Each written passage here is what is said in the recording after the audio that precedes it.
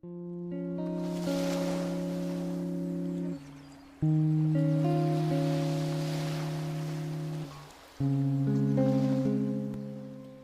hello tout le monde! Alors aujourd'hui, je voulais vous partager une petite vidéo autour du thème de la résonance émotionnelle. Qu'est-ce que c'est que la résonance émotionnelle?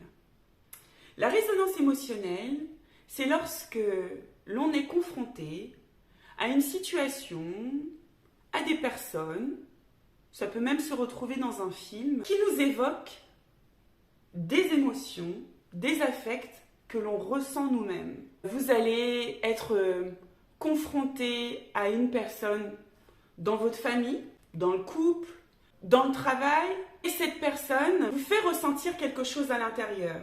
Ça peut être quelque chose d'agréable, comme quelque chose de désagréable. Là où ça va être très intéressant de se questionner sur la résonance émotionnelle, c'est que ça nous permet de mieux se comprendre et d'identifier aussi peut-être des situations de notre vie, des zones de notre vie que l'on n'aurait peut-être pas digérées. Notre inconscient est parfois notre plus grand protecteur, c'est-à-dire que par moments, il passe à la trappe des situations ou des émotions qui auraient pu être douloureuses et on ne comprend pas pourquoi. Lorsqu'on est confronté à une personne, à une situation ou parfois même à un film, il y a quelque chose qui remonte et qui nous met mal.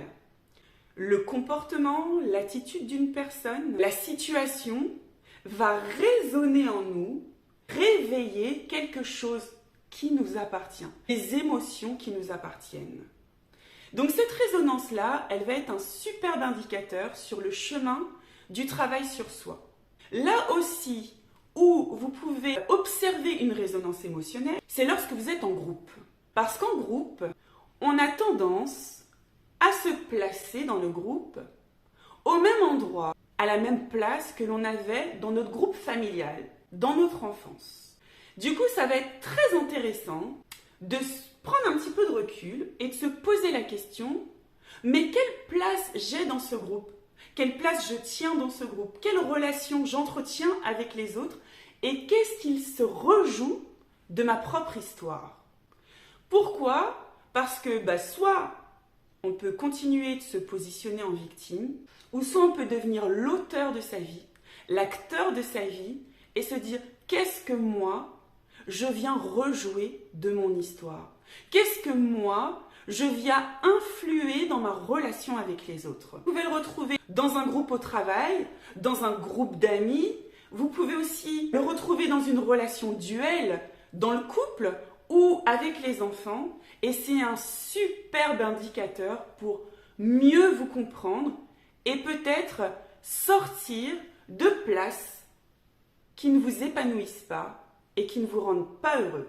Ou aussi sortir de places qui vous amènent parfois à faire souffrir les autres. Dans une prochaine vidéo, j'aborderai le triangle dramatique de Karpman avec les 3 positions, sauveur, bourreau, victime, et vous comprendrez un petit peu mieux ce qui se joue parfois dans les relations. Mais ça sera dans la prochaine vidéo. Je vous souhaite une très très belle journée, un magnifique week-end, et sachez que vous êtes sur la bonne voie lorsque vous empruntez la voie du travail sur vous-même. À très bientôt.